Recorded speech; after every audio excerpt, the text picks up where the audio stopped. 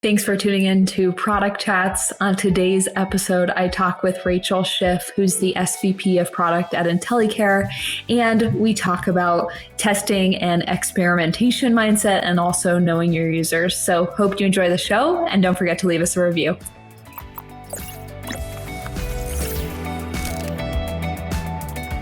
Hey, Rachel, thanks so much for coming on today. Thanks for having me. Yeah. So in a minute or less, can you tell us about yourself? I'm the SVP of Product here at Intelycare. We're an AI-based platform for matching nurses to short-term work opportunities, primarily in post-acute care. I've worked in tech my entire career. I've been in product since I got my MBA at MIT Sloan. I currently manage a product team of 8 PMs and 4 designers, and the VP of data science in our organization also reports into me. We're adding a strategy function within product as well. So I kind of want to back up and talk about how you actually got into product and what that looks like. Yeah, so I've worked in technology my entire career. I did code for a year or two right at the beginning of my career. People always ask that. I was a developer, I was a project manager. Then I went to business school to get my MBA. I was someone who in college I hadn't really thought about what the end state would be career-wise. So in my MBA, I was like, oh, what job is the best? And I realized that the people that I'd worked with in tech were so smart and that we got to actually build things that we could use and people could use. And I was like, oh, that was really the best thing to do.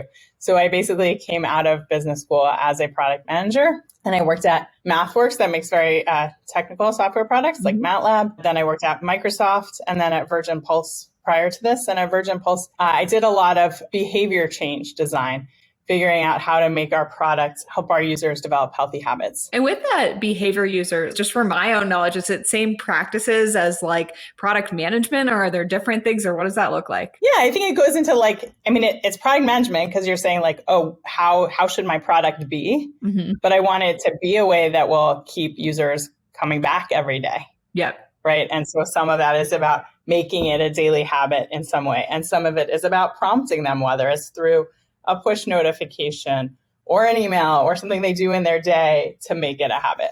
Something I want to go back to is you mentioned that you have product and design and data science under you. So I want to kind of talk about why data science aligns and why it's not its own function and what that looks like. I actually really think that in our case, data science is in many ways the core of the product, right? Because we're a marketplace that matches nurses with nurse jobs. And the way that we do that differently and better than anyone else, right, ultimately comes back to data science. It comes back to complex pricing models that dynamically price each shift that we have. It comes back to matching models that figure out like which shifts should we show to this nurse right now, right? Either at any particular time, or if we know something that's just happened, like maybe a different shift was canceled or maybe they haven't worked in a few days. So kind of taking into account everything about their behavior to present them with the right shifts. We also have liquidity models to tell us where do we need to recruit more nurses, where do we have enough nurses to support more facilities. So really,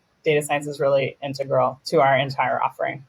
So with that, right, data science is really important. You also have products. So how do they work together? Is it product going and asking the questions and then data science kind of designing it through algorithms, or what does that look like? That's a great question. I think there's both parts initiate projects, if that makes sense. So yeah, sometimes it'll be product asking a question. Sometimes it'll be product asking a question and working with data science to get an algorithm to help with that. And sometimes it'll be data science who's just spending their days in the data and coming up with proposals from that. So I want to pivot a little bit and let's talk about kind of this testing and experimentation mindset. Great. That I wanted to talk about that. And I think it does really go to that collaboration between product and data science. And so I think one thing that I really try to cultivate in my team is that sometimes as a product manager, you have in your head that you want to build something, but every time you can, you actually should test that first and see what you learn, and ideally A/B test. I think what we were just talking about is a good example that cancellations is like the bane of this industry, right? That you have a nurse who's ready to work, you've recruited them, you've fully credentialed them, you've presented them the right shift in the app, they're ready to work. And then for whatever reason, that facility says they don't need that nurse that day. Maybe their person before is working overtime, maybe their census is lower than they thought, right? And so kind of all the work that went into that match falls apart. So one of the things we're really trying to do behaviorally in our platform right now is to reduce cancellations, right? And there's so many different tactics that you can think of, right? That's a goal that we have in mind, and there are a lot of different ways to do it. And really structuring that as testing a number of different options, being able to measure the impact that they have, and then building on that. And I just think sometimes everyone gets excited about ideas and wants to go kind of build the final version right away. But it's really an art form to think about how can you do a relatively inexpensive test to learn if what you have in mind will change behavior. And I think potentially, and I'm not working at your company, but a lot of times when I talk to product leaders, it's about the why, right? Understanding why did you cancel? What are the reasons? And so getting that knowledge, and we all want a solution. Many of us want a solution, right? And it gets back to that, what is that pain of why they're canceling, right? Or what is that reason, and understanding that, and then building things around kind of that workflow and understanding, okay, here's the most common reasons. Are there any ways we can work around these kind of hurdles or the reasons why they're canceling? I think that's a really good point. And that's something that we try to do a lot, is to put in data gathering mechanisms at every point we can. Okay, you canceled, tell us why, right? And now we're at the point of, again, typically it's because they already have someone there who can work. So now we're trying to help them earlier, plan ahead and solidify to know who they'll have, so that we don't get, a nurse at their door who then gets turned away, right? I mean, there's obviously kind of the A/B testing of messaging, right? In our product in particular for this, there have kind of been a fair number of more kind of educational messages, did you know this is disruptive to someone's life? And we're kind of trying a range of tones now, right? Maybe it's better to be funny. Maybe it's better to be stricter, sort of. And just looking at all the different levers. I mean, that's one of the things that's exciting about a real-time marketplace, is there are so many levers that we can adjust to try to change this particular behavior. So definitely, exactly. I think you certainly are much smarter in targeting your tests if you have a better understanding of the motivation, which gets to really the importance of understanding your users. Yes. I think you also bring up a good point of doing it in small ways, right? Hey, let's just test the messaging, right? Instead of building out this whole new product, right, around cancellations, maybe it's just in the messaging of helping them understand that these are nurses, and they have more of you need to understand the persona better of what they're going through. So let's talk a little bit more about what you do to better understand, besides A/B testing. Let's talk a little bit more about what you do to understand your users. Yeah. So, I mean, the first thing I have to promote in this regard is not going to, shock anyone. It's just asking them. And I really have been amazed. I mean, we have little pop-up surveys we can do in our app. I don't want to do product promotion. I know there's, lots of SDKs you can put in to do that, but it's just amazing. Pretty much anytime we ask our users, they answer, right? So then in a day, we get 5,000 responses. And we, as you say, know so much more than we did before. I think last week we were kind of having a whole debate about how many of our nurses are in school in addition to working for us. And we were oh yeah, let's ask them. Right. And we asked them, and a day later, we know. And I think you bring up a great point with that, right? You have so much data, and that's one of the differences, right? In yours, it's sort of this B2C marketplace. And with B2B, it's a lot more challenging because maybe when they're starting out, they only have 5 customers, and they're basing the data off of this. And so I'm sure this is it can be good and bad at the same time, right? Because you can have so much data and be biased with the data. But one of the cool things is you have all of these data points, right? And you're 10% of our nurses are going to school. So how can we make sure that their needs are met, right? Or does this change their customer journey? And so I think you get this really good sense of your customers because you have customers already that you're solving a pain for. And so they're so much more willing to answer these questions and be engaged. Yeah, I mean, that's definitely true. I won't say we're not lucky. We certainly are lucky to have really engaged users. I do think, so a few other things. I mean, there's obviously a B2B aspect of our platform. Also, we do have the same pop-up messaging. I think there,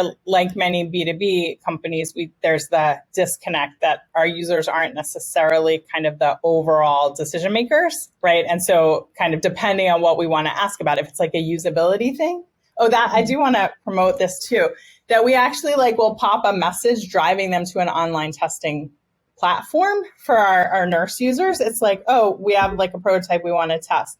Great. We just pop the message. We can get hundreds, in like a small fraction of a day to try out a new experience and give us feedback. So that's been like life-changing for us as we move from like trying to recruit people individually to just having the whole flow be interact. But back to the B2B part. So one thing we do recognize is that in B2B, for usability things, again, we can use some of those techniques to communicate with the end users. You know, do you like this flow better? Do you know that this thing is over here? Like, how do you like to do this? But that is a little bit different from the purchaser, right? So keeping those two roles separate. I do think that, as you're saying, for a smaller startup, you know, more B2B, fewer customers, a lot of times, right, you can develop a close relationship with individual customers and figure out what incentives you can provide. Because recently we did launch a SaaS scheduling product for post-acute facilities. I mean, it's pretty flexible. It could kind of be for anyone. And in that case, we definitely looked to partner with pilot users and figure out what incentives would make sense to get their feedback on a really regular basis.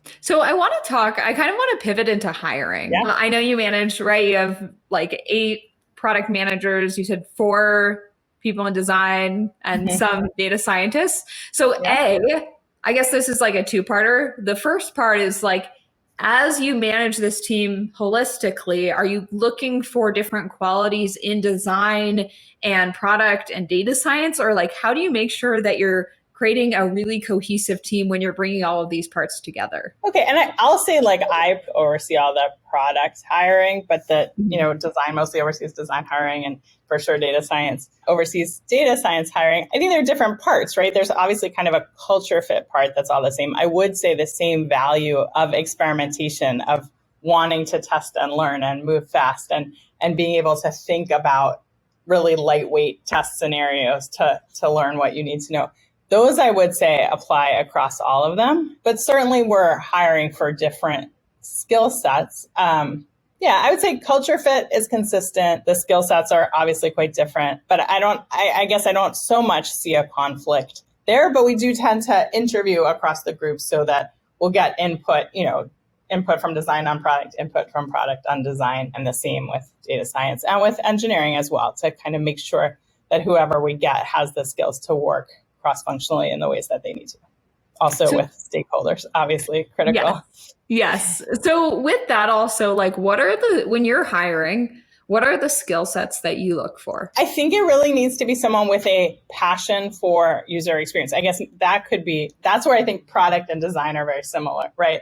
And that it needs to be someone who's going to come in and say, to your point, like, how am I going to solve the pain or need or job to be done of this user? And I'm going to kind of stick with it until it's there. And so we do tend to talk a lot about projects they've done and been proud of, apps that they like in the world, making sure that they have that sense. And is there anything else, right? So kind of that like user experience, is there anything else like genuine curiosity or like, I mean, these are things I hear a lot, and I'm just curious if you look for them. A lot of times I hear a genuine curiosity, or I hear like obviously getting to the why, I understand the user experience, but I also hear a lot of times like being willing to say no, because everyone has their opinions. And so being able to say no. So what are some other things that you look for when you're looking for like that next product management hire on your team? Yeah, I think the point you just made around prioritization is critical, that's a huge critical piece of the product manager job, is basically figuring out what you need to say. And we just had some interesting situations with integrations where when the product manager came in, she really took it up a level and said, okay, like we could integrate this product you've selected, but did we look across the big picture and say, if we're not really committed to this vendor, do we really want to build out a custom integration?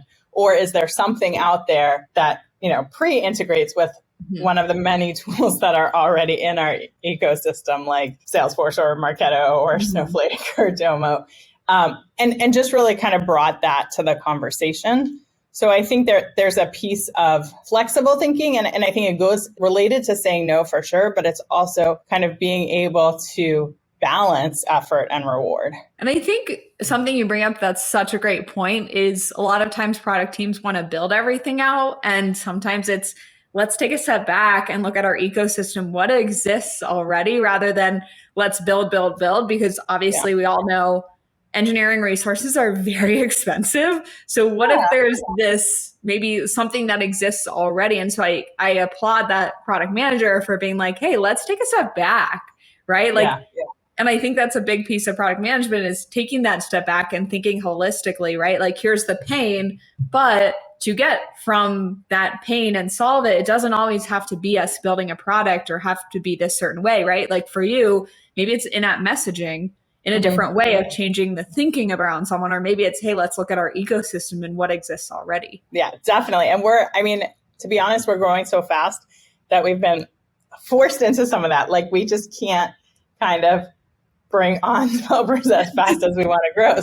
So what are the pieces that we can buy? And I think it is really healthy. I agree to have that mentality. One last thing I want to kind of go back to is prioritization. And I think that all product teams think about this, right? There's so many options of what you could build and all the ideas you have around what you want to build.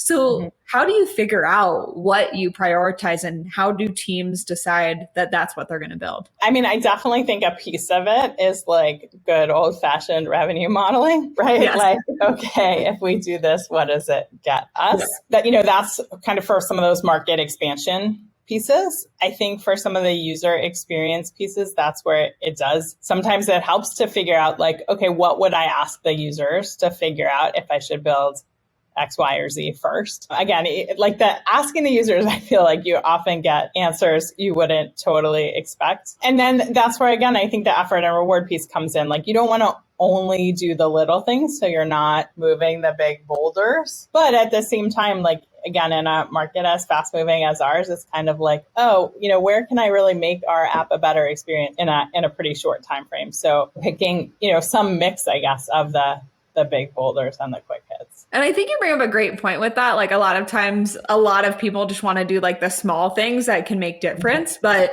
I think it's in the end, you have to kind of do that balance of, hey, what are these big things that can make impact and maybe have a little bit more effort? Obviously have some testing around that, maybe do some user interviews, right?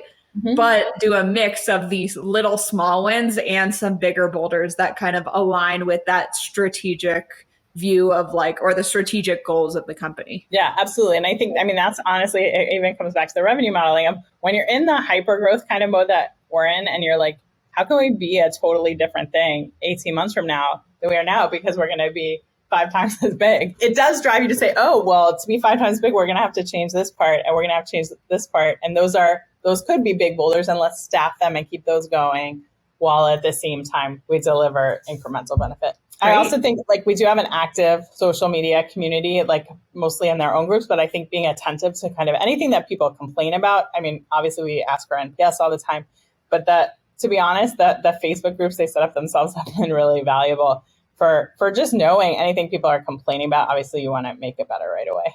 And I think you bring up a great point with that, right? About listening to your users and where they're at. It's not always about, hey, come fill up this NPS score, right? It's maybe, hey, we know our users live in these Facebook groups, so let's actually be part of the Facebook groups and engage with them. And so I think at the end of the day, it's about listening to them. And then you get this information that you may not have gotten when they're filling this score out or they're filling out some survey. You're actually hearing it through organic conversation. So I think that's a great point that you bring up is meeting people where they're at.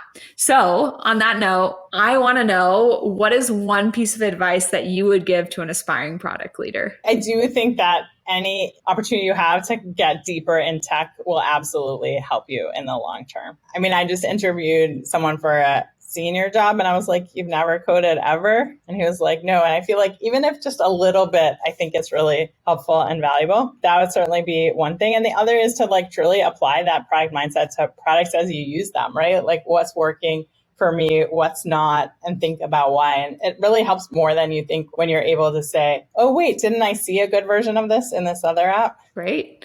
And then where can people find you? Oh, yeah. Well, LinkedIn is always good. Rachel Schiff, SVP of Product at Intelycare. But I'm also on Twitter, Schiff on Twitter. Awesome. Well, thanks for coming on today. Yeah, thanks so much. Thanks again to Rachel for joining us on today's episode of Product Chats. For more product management resources, head to canny.io/blog, and we'll see you next time.